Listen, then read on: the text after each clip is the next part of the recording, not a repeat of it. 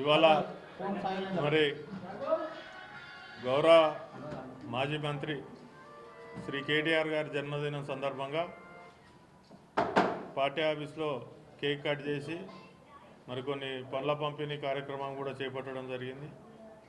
రామన్న ఉన్నటువంటి దూరదృష్టితోని మరి ఆయన బర్త్డే సందర్భంగా గిఫ్ట్ ఏ స్మైల్ ప్రోగ్రాం కింద కూడా మరి కేసీఆర్ గారి కిట్స్ ఏవైతే ప్రభుత్వం కేసీఆర్ గారికి పేరు వస్తుందని వాటిని ప్రజలకు అందుబాటులో లేకుండా చేసినటువంటి కిట్స్ను మరొకసారి కూడా మరి అందరికీ ప్రజలకు అందించి తన అంటే మంచి మనసును చాటుకున్నటువంటి వ్యక్తి కేటీఆర్ గారి జన్మదినం సందర్భంగా మరి తెలంగాణ రాష్ట్ర వ్యాప్తంగానే కాకుండా విదేశాలలో కూడా అతని జన్మదినంని జరుపుకోవడం జరుగుతుంది.